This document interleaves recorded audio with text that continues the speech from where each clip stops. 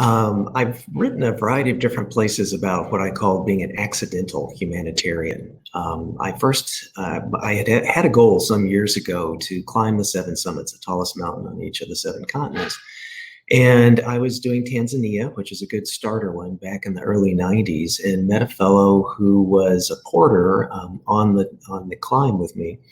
And in that process, we got to know each other. He wanted me to try and teach him some English. I wanted him to try and teach me some Swahili. And we really kind of bonded around that. And he was working as a porter to kind of put himself through school to eventually become a priest. So we kept in touch back in the 90s. It was very primitive, pre-email and things like that. So we were kind of wanting to do things to be able to be helpful with him. We kept in touch, and over time he became a priest and got involved with working with orphan children in Tanzania. And one of the things that we wanted to do was to be able to help support them. So we would send over materials, education materials, that then evolved into funds. And with those funds, then they were able to develop a kindergarten and some other projects that I'm sure we'll talk about in this conversation. So it really wasn't by any strategic kind of way that I wanted to go out and create this. It just sort of organically happened, and hence I call it accidental humanitarian. And basically, I was kind of funding everything out of my own pocket, which was fine. Everything was all very modest. But my mentor at the time said to me, you can keep funding this, but what you really need to do is, kind of step it up a notch and become a legitimate 501c3. So I said, I have no idea how to do that. He said, contact my wife, who was an attorney. He was an attorney as well. And they then helped pro bono put through all the forms and paperwork and things that you have to submit for us in the state of Illinois to incorporate, and then to subsequently send off to the federal government, to the Internal Revenue Service, Department of Treasury, to get vetted and certified. And then that was really the start of becoming an official 501c3. I'll probably maybe dial back the scope of things. Our ethos was and continues to be that we're the people that someone might contact if they need help. We didn't go out, kind of searching for projects or anything like that. We didn't throw a dart on the map and say, let's go to Tanzania, or let's go to Bolivia, etc. We had some kind of contacts or some kind of way through our network of friends and colleagues that said, hey, we know that you do this kind of work, or we think you do this kind of work. Could you help us, or could you connect us with somebody that could be helpful with that? So we started off with a number of projects over the first couple of years. None of them were exactly full-time projects, and we're, again, an all-volunteer organization. So myself and everyone else that works at the center are all donating our time and volunteering. No one gets any kind of compensation for it, which again is kind of part of our model, that every dollar that comes into the center gets spent on the work of the center. It doesn't, cover overhead and things like that. So anyway, we got up to about our sixth project, and someone had come to us and said, we want to do a project in Ukraine. They wanted us to partner with them on a USAID grant. They told us about what they needed. And it was a 3-year commitment if the grant was funded, and would require one of the members of our center, probably me, being trained as a psychologist, to go over each quarter, so 4 times a year over the course of 3 years, to do evaluations in these orphanages. And, I kind of look sideways at my colleagues, because the time there would be probably 2 to 3 weeks.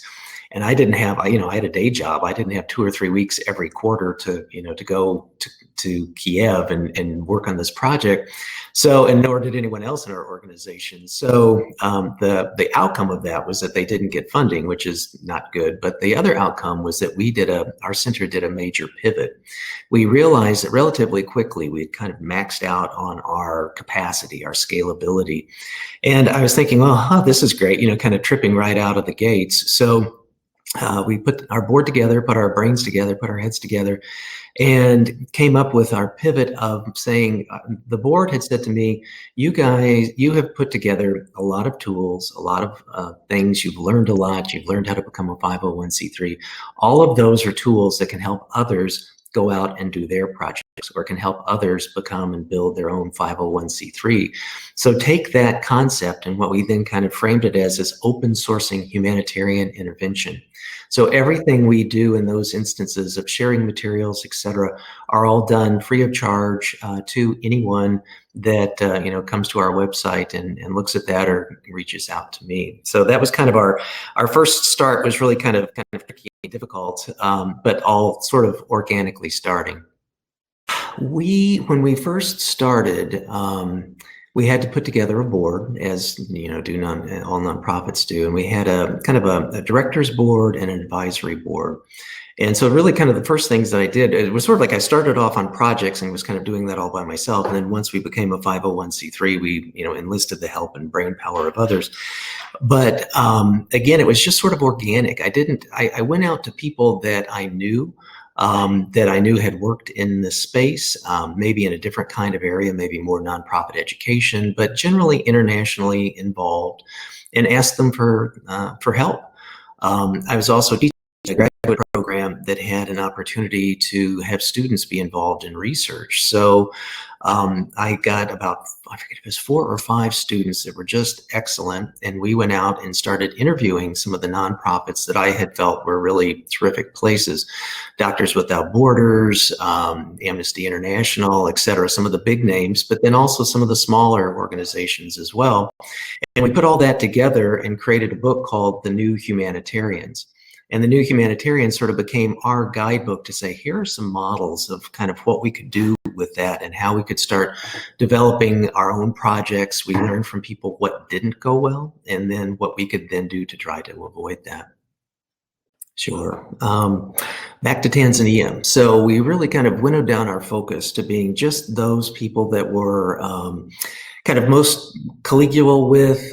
We really couldn't take on any new projects, so we thought we'd kind of double down on the people that we were already working with and the partners we already had. So we always left it, always still do, leave it up to them in terms of what they defined what their needs are, and then we look to see if we can fill those needs. There was as I had mentioned, the aspect of working with some kids in an orphanage. We then started providing funds to be able to help build that, and they created a kindergarten. So one of our outcomes that we're very proud of and continue to support to this day are the students in that kindergarten, the building of that kindergarten, the materials, the faculty, staff, et cetera. And then also my colleague and friend who is there, the priest in Tanzania, his name's Alois. Alois then got involved in 2 hospitals in Tanzania that he's the chaplain at. So they also have education kinds of needs for training nurses and staff and other kinds of professionals.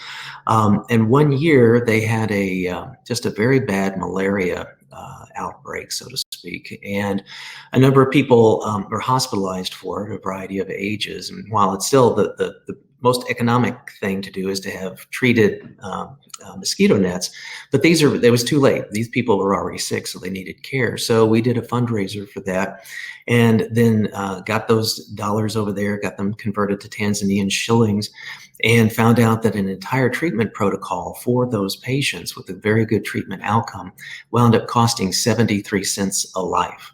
So we were just sort of amazed with all that. They sourced all the medications, they did all the treatment and things like that themselves. So it really felt like a partnership. The things that they could do and do well, they were able to do.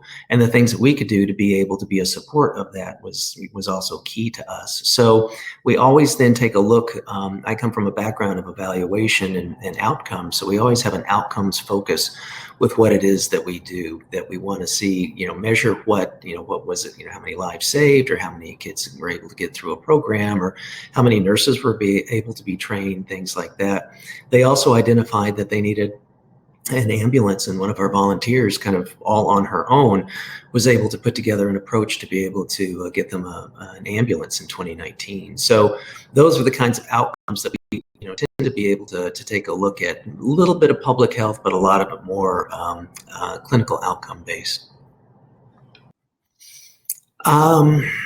Great question. We I think by virtue of, I give a lot of talks. I write a fair amount in this space. I'm a LinkedIn influencer and write a lot in there about activities and projects and humanitarian intervention and global health. So we try to get our name out there in any which way that we can. And then people will sometimes in graduate programs or in medical schools have heard about us, or some of their faculty know about us. So they'll connect us in doing that. That's kind of how we recruit our volunteers. On the staff side, again, there's no paid staff. So those are really kind of our advisors.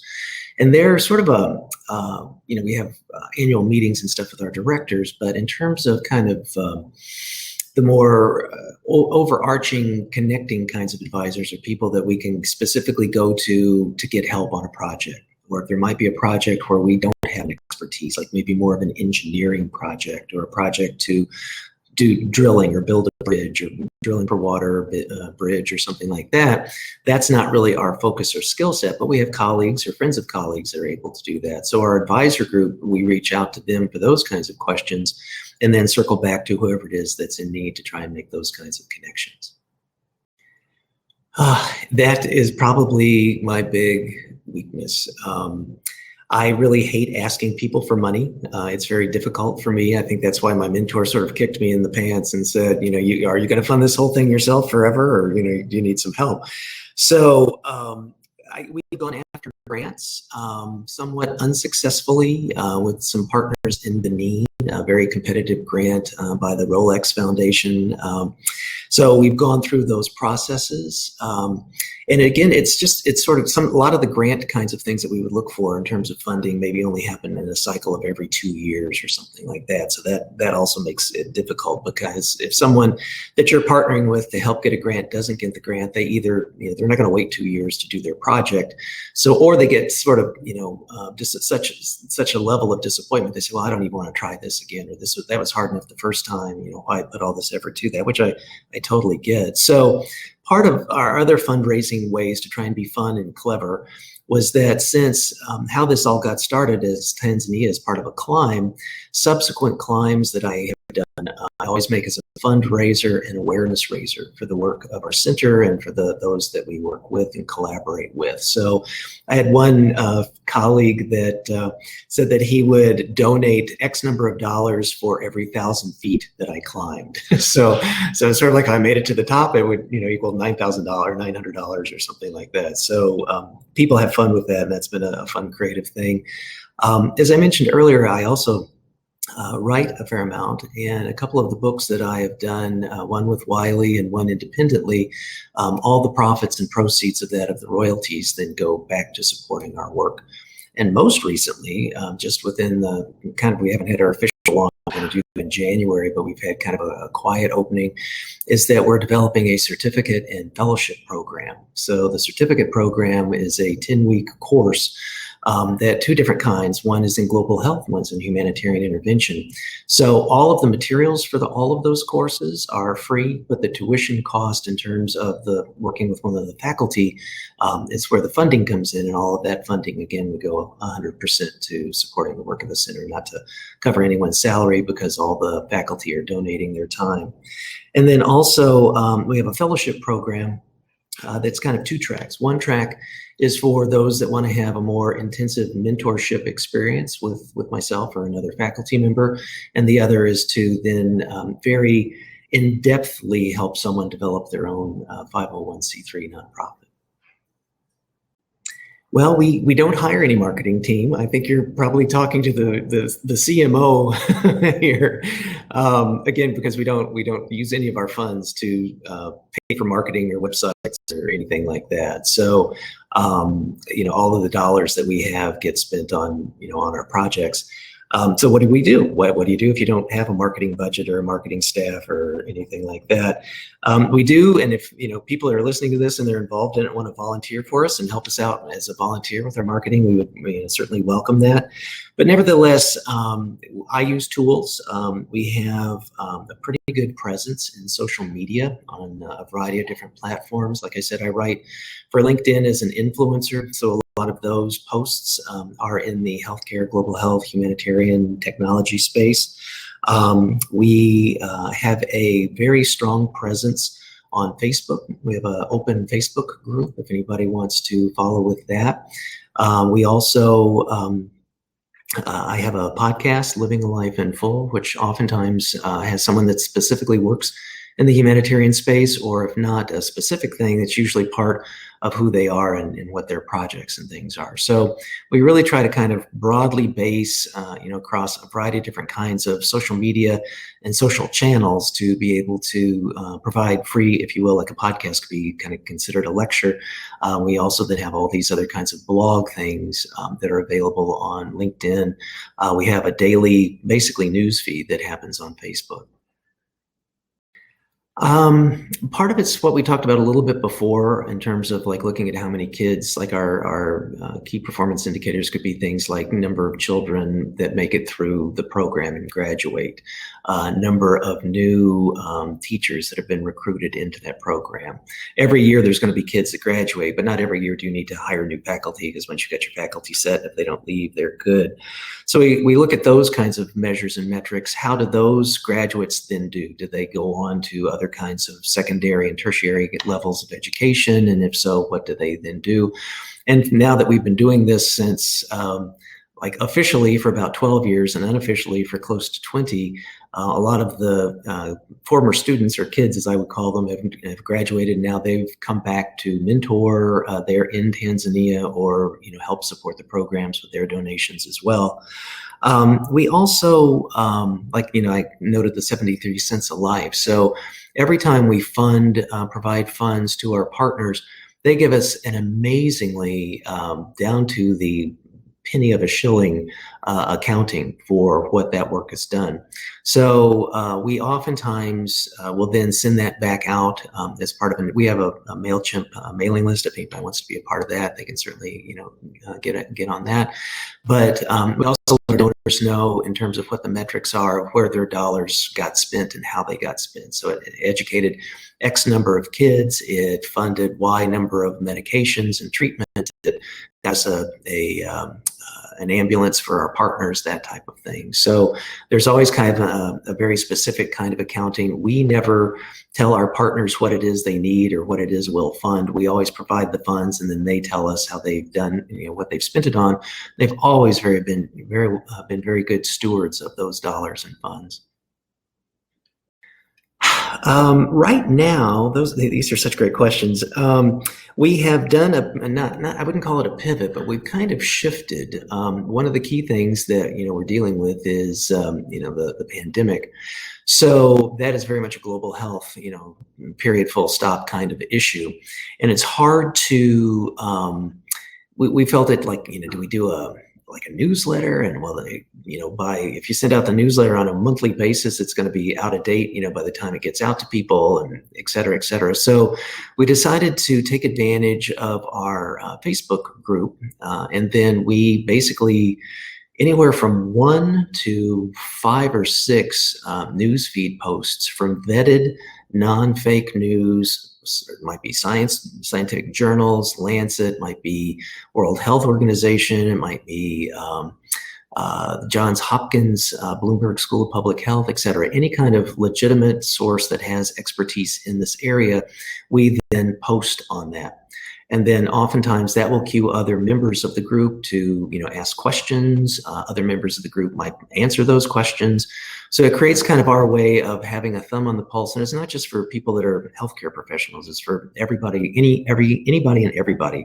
Some stuff is very scientific and scientific journal, peer-reviewed kinds of stuff. Other things are like, how do I deal with the holidays and social distancing? How do I deal with the job loss and subsequent, anxiety? So any and all of those kinds of things are in there with very actionable suggestions and tips. So that's been a little different for us, and that's a short-term shift that we've done.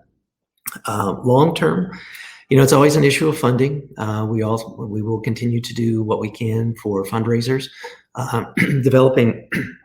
Our fellowship and certificate program is, again, something that's going to be a more long-term thing for us. We hope people will get involved in that. People will take the courses and join the fellowship, become fellows of our center. And we'd like to grow that and expand that, get more faculty. We've got a number of contracts with a number of medical schools and universities. We'd like to expand that out and grow that and build it. And that would simultaneously not just do more good work, but also be able to support our projects a little bit better. And we also kind of subscribe to the Covian philosophy of begin with the ending in mind. We don't expect that the Center for Global Initiatives will go for 200 years. And sort of the perspective of creative destruction. And at what point in time do we say, we've done what we can, we've partnered with a number of other people, it's now time to sort of, for the band to break up, so to speak, to disband. And then what do we do with, continuing to support and launch the partnerships and things that we've done? How do we transition those kinds of things? So I think it's important that we never ever get jaded or get to the point of thinking about we exist for the reason to keep ourselves in existence. It's like, no, we exist to get projects done, to help other people do their projects so that they're not dependent on us, and then continue to kind of rinse and repeat and grow that. So at the tail end of the activities of our center, that's probably the approach that we'll keep in mind. But we always, we don't have any fantasies or delusions that the center will exist forever. So what can we do with the most sustainability to get our other colleagues sustainable and independent, and not, not to abandon anybody, but just also to have a level of scalability and sustainability with every person and project that we're involved with. Oh, goodness. There have been, I'll just mention a couple of highlight things and then give a more granular answer. The pivot was probably a big deal. We've kind of already talked about that, of thinking that the center was going to go out and be involved in a bazillion projects and manage all those kinds of things, and realizing that we weren't. So there's other ways to be able to provide benefits that people can do it for themselves. But like I have worked in a Bolivian prison, three different ones, two different female prisons and one male prison. I got dysentery while I was working there, so that was quite a memorable and unpleasant experience. I'm a big fan of Cipro ever since then. So sometimes some of the projects that you get involved with are very you kind of put yourself out on the line a little bit. I was invited to our center, and myself and our center was invited to do a project in Rwanda. And I invited a colleague to come along with me, and we were heading over there, and we were stopped in Nigeria. We were, their flights were restricted to going from Nigeria to Kigali, Rwanda. So we were kind of stuck there. So long story short, we got on the next plane that we could that was kind of heading towards Kigali, and we were dropped off in Burundi. And at the time, Burundi was in civil war. So we landed at this airfield. A stair-step thing came out to let us deplane. I don't know where the guys went that were managing that, but they sort of disappeared. My friend and I and a few of the other people that were on this plane went out into the airport, as it were, and no one was there.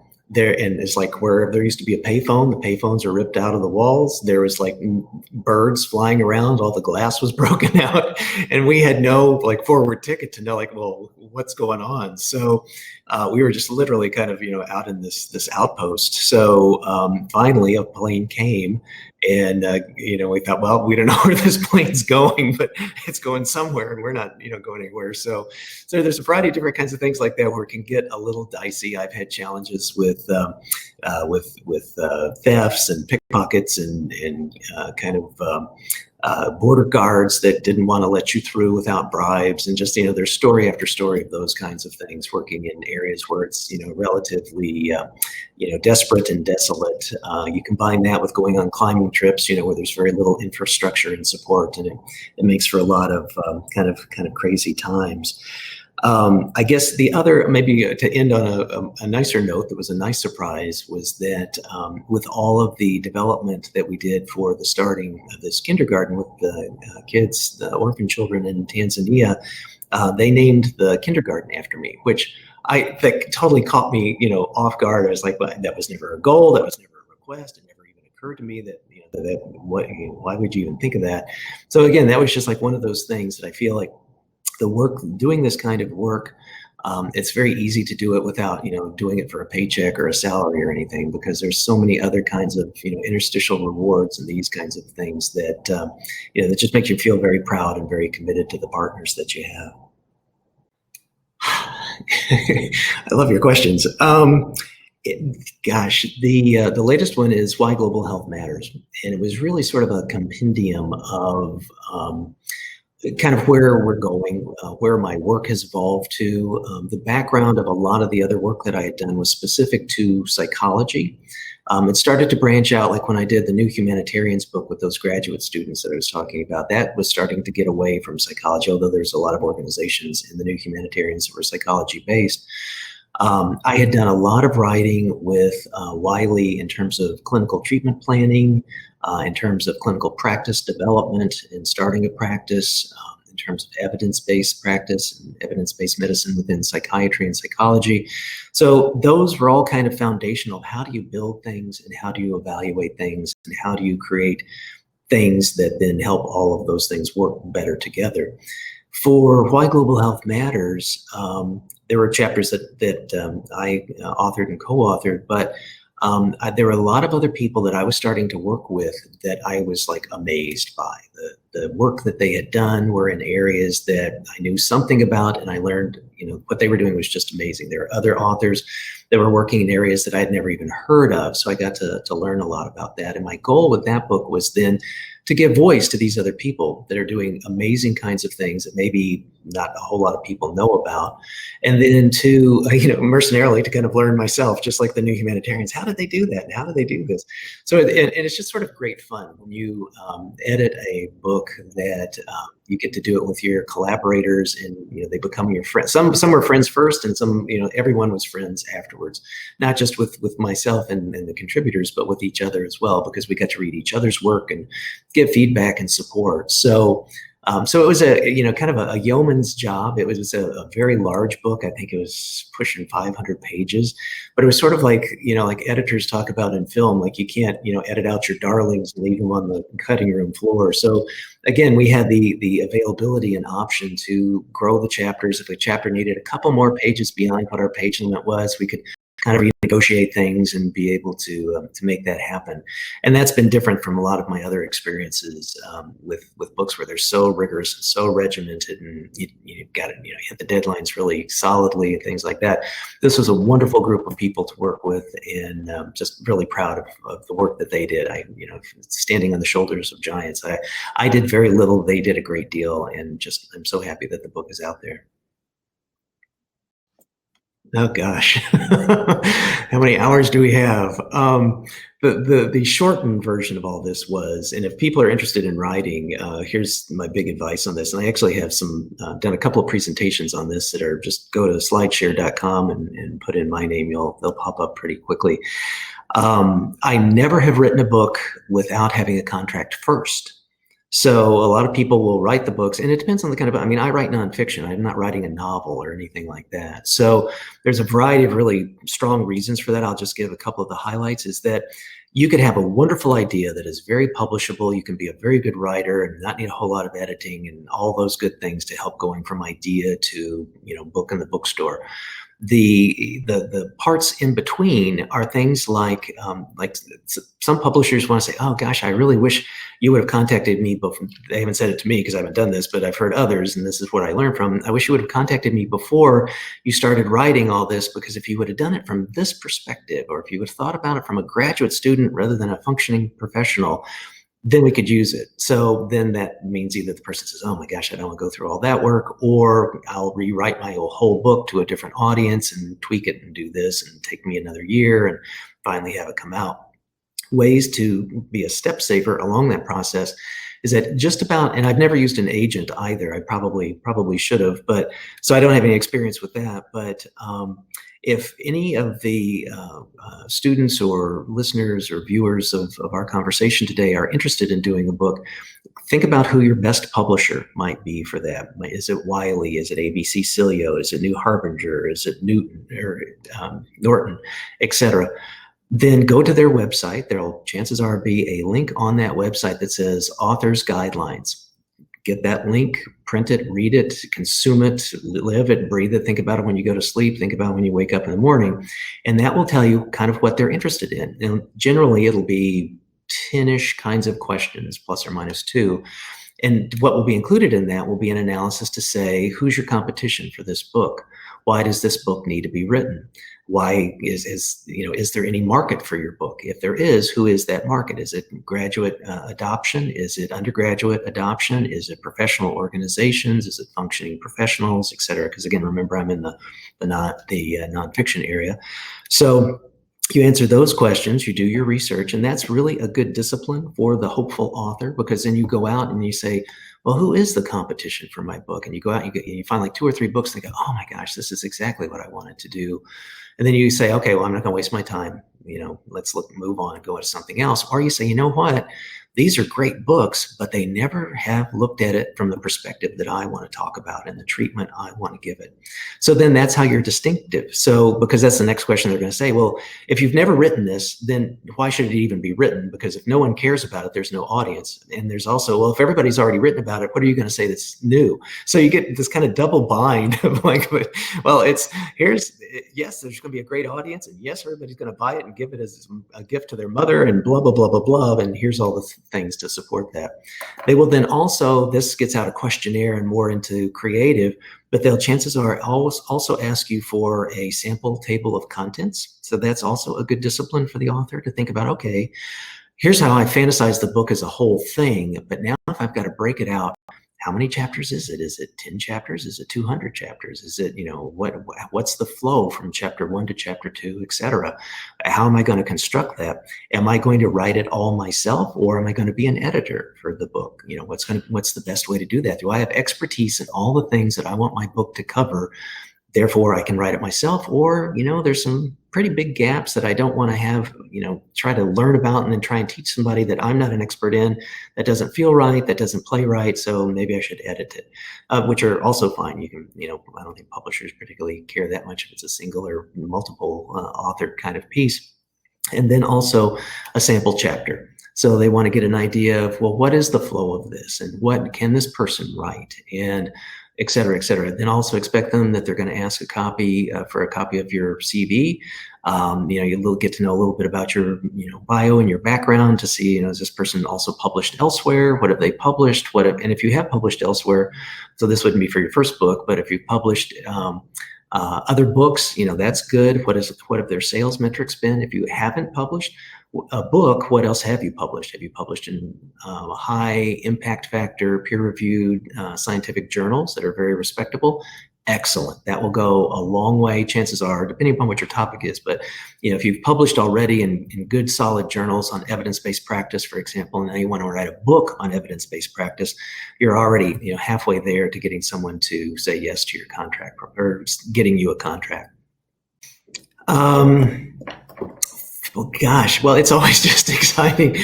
There's like little way stations. It's exciting to be able to get a contract for your book. So that's always kind of cool. It's then therefore the next step of excitement, which is, in between is great deals of torture and consumption of caffeine, is getting the book done. So then when you submit your book, the publisher has the right to say, yes, it's submitted, but you know what? It's not quite done. You need to work on this. You need to, fill out this chapter. You need to do, this, that, and the other. And then once you go back and do that and then submit it and they accept it for final, that's great. So that's excitement number 2. Number 3 is when the book actually comes out and it's actually available and it's on their website and it's on Amazon and it's, you get, usually complimentary copies, a few yourself, that sort of a thing. And then also, this can be a double-edged sword, but I've been fairly fortunate that when it goes out for review, independently, you can always ask people, to do an endorsement of your book, and it can go on the back of the cover or things like that. That's before it goes out. You ask for that. It's with your, colleagues and, good big names and stuff like that to support your work. But when someone independently whose job it is to review books reviews your book, and they say that, there's going to be some, some hiccups. There's going to be some stuff that you're just going to go, oh gosh, that just kills me.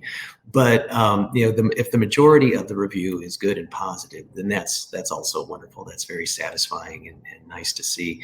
It's also nice to see, if your book does get adopted for a course, or sometimes there's been some programs I've been involved with that I've just sort of later found out that like 5 chapters out of one of my book is part of their assigned readings and things. So that's also very nice and complimentary and supportive. A million years ago, probably before you were even born, there used to be book clubs that you would get like a little flyer in the mail, in the physical mail, kind of thing. And it would be, for me, there's one called Behavioral Science Book Club. And I had a book that I had done on psychological assessment that had gotten, that it achieved the level of being like one of the features in the Behavioral Science Book Club. And it was totally unbeknownst to me. So I get it, because I already subscribed to that and opened it up and I see my book in it and I just about fell out of my chair. So it's sort of like, that was really kind of a cool thing that, anytime you put all that kind of work into a book and then it comes out and, gets as much exposure as possible, that's terrific. And then it's also fun. I've had a few invitations. I've spoken done book talks at Barnes and Noble and local libraries, things like that. So those are also kind of fun because you presume whoever shows up for those is interested in what you have to say. And then you can really, talk a little bit about your book, but then engage with them. Now, this is pretty roundabout. I actually started off a million years ago. I was interested in computer science, but it was so long ago, there wasn't a degree in computer science. So it was, I was a math major, taking Fortran and COBOL and stuff like that, because that was, the department where I went was Indianapolis version of Purdue University. And that was great, and I liked that. But back then it was deck tins and punch cards, and it just was miserable to write the simplest kind of program and do any kind of thing that even would come close to looking like coding today.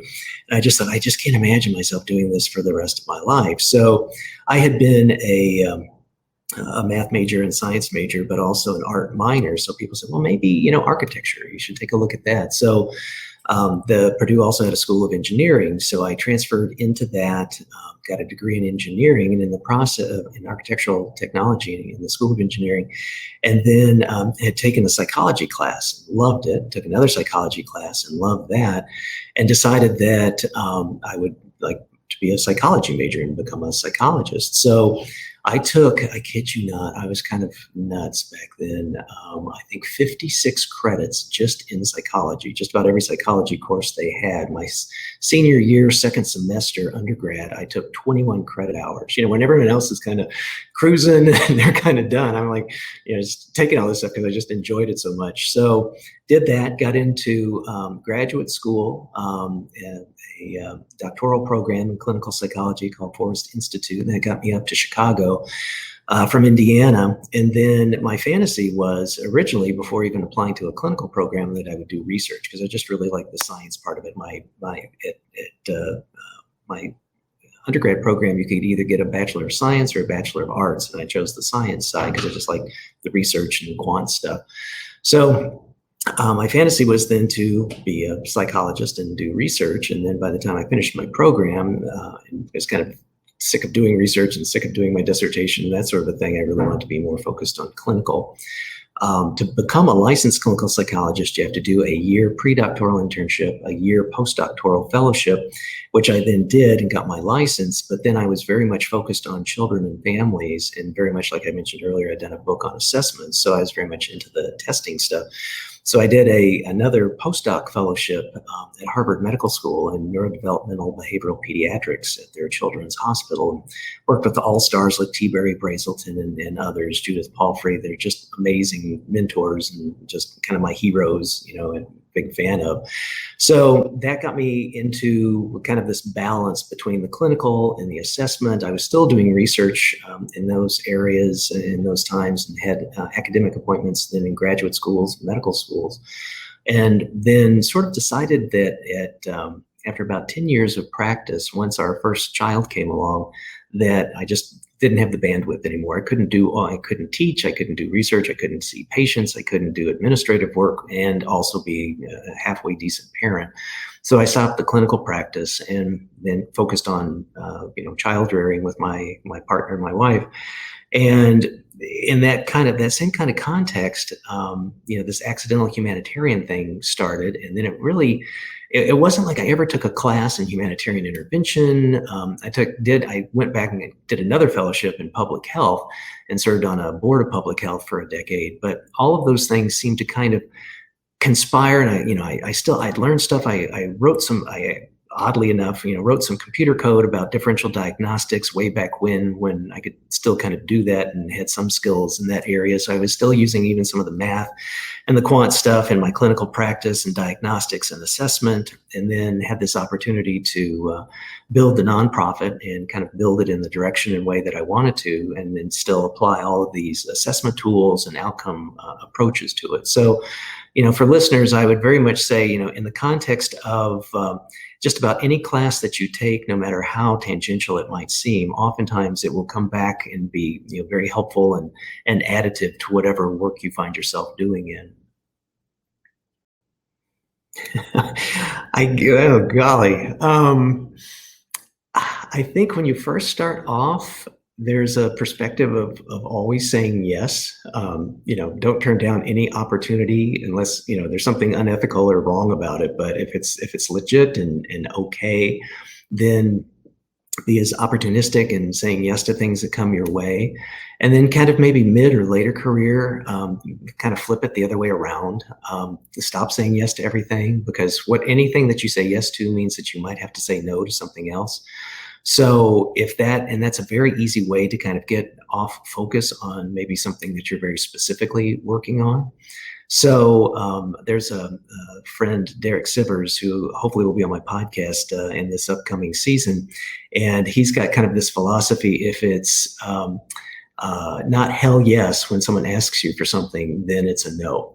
And I thought that's kind of a good, simple way to kind of keep it in mind. If you're not excited about it, if someone asks you to do a talk or to do a chapter or to do a this or to do a that, if you don't like kind of almost spring out of bed going, oh yeah, this is going to be so fun to do, or I'm so looking forward to this, then chances are it should be a no. Because if you spend, most legitimate, people will spend time, no matter how small the project is or how small the ask is, to do a good job with it. And the time that it takes to do that, the 24 hours in a day, that takes away from maybe something that might be more additive or have a better outcome for the work that you're really, truly focused on. So that would be one thing. Also, I always try to, if I'm trying to figure out why something is the way it is, to be open to learning. It's sort of like the old cliche of strong opinions loosely held, that I'm not right about everything 100% of the time. So to be open and to seek first to understand, why is it that this circumstance exists? What are the root causes of it? Why does this person think this X when I think it's really Y? And is it my misunderstanding? Do I not have enough data? Do I not understand? So that sort of a thing, to be very open to learning where you can be wrong about things, and then learning how to be able to remedy that. So there's probably a number of others, but off the top of my head, those have probably been, pretty good hallmarks of how to, to comport yourself. Yeah, I mean, not to turn it into a therapy session, but I had a very challenging upbringing. A lot of things that I did not want my children to have to go through that I went through, or wouldn't want anybody else to go through. So those were challenges that that I think I probably still have a couple of scars, but maybe not as bad as things used to be. So adversity in some levels can kind of take the wind out of your sails, but don't necessarily mean that your boat crashes against the shore, so to speak. So and then you apply for things that you don't always get. There's those surprises that you didn't expect, that were not happy surprises. In the work that we've done, like talking about kind of the sadness, honestly, of feeling like, when we first started and then had this USAID grant possibility and realizing that we couldn't service it, that was horrible. I thought, we put all this work into creating the center, and now it's kind of, we're done, and it's just kind of this mess, and now what are we going to do? And that's turned out very well. That had a very happy ending. But, not all of those challenges do have happy endings. And not all of the projects that we've been involved with have the level of success that we wish they would have had, or have the sustainability, or the fundraiser. I mean, there's never been a fundraiser where I've had an upside surprise to go, wow, we really earned a lot more than what I thought we would have, or wow, this really blew the top off. That's never happened. So there's always those kind of chronic disappointments that you kind of wish that you could have made a little bit more, because then we could have done a little bit, more good, that type of thing. But you sort of, realize the reality of what life is like, and not every time at bat is going to be a home run, and that's how life is, and that's fine. So then what can you do differently, and can you learn from that and bounce back from it, be resilient? Well, again, kind of the start off, say yes to just about everything that's that's legal and ethical, and that you can do and do a good job at. I would say, and again, maybe we can have some links or something. I'd be happy to share these things. But I actually created a list. It's a very common topic that people, want to know, well, what program should I do? Should I get a master's degree? How do I get my first job? How do I, I'm competing against, thousands of other people that are gone just as good a school, and gotten just as good of grades, and done just as many extracurriculars, and done just as many leadership things. How do I distinguish myself? And one of the things that I highly recommend for folks, you can do it if you are going to get into graduate school in a competitive program. You can do this, and to distinguish yourself as a good candidate for a job, is to really, really, really do your research on who you're going to be working for, in the sense of a person, and what institution you're going to be working for. I've had a number of colleagues that their dream job was to work at the United Nations, or some other kind of, WHO or World Bank.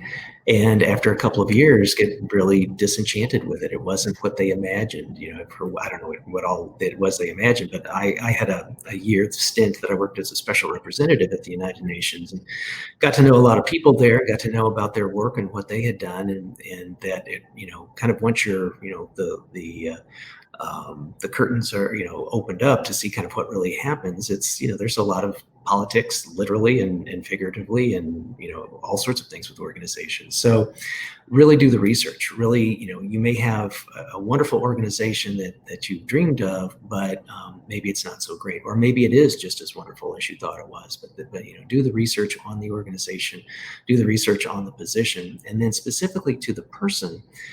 Chances are, in this space in particular, these folks have probably, done things that are very transparent these days.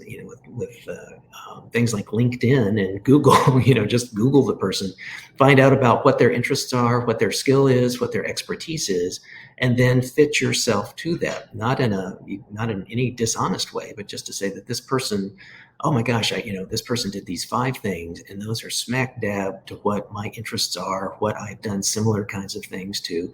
So then when this person gets your cover letter, they'll be blown away. There are so many, some people just write one cover letter saying how great they are, and then just, cut and paste the next job. And if you are specific to tailoring it, and someone actually, takes the time to read, to say, this person did their homework. Holy cow, who is this person? Let me see what their CV looks like. Where did they go to school? Hey, let's for sure get this person on the short list for first round interviews. And then you have the opportunity to, to get in the door. Once people get their foot in the door, I found that chances are, it's not always 100%, but I think it highly increases the probability of an engagement, of getting that subsequent job. So really, just to say it again in a different, more succinct way, is do the research on whoever it is that's going to be reading that all-important cover letter, that's going to distinguish you amongst everybody else that probably didn't take the time to do that kind of research. And that also, just like being a book author, like we talked about, it really forces that new graduate to do the research, to say, oh, wow, I thought this was a great thing. And as I tried to find a fit between who I would report to, there was like 0 fit. So I'm not even going to waste my time, or get my hopes up to go to this place, because I probably wouldn't enjoy working there if I even got the gig.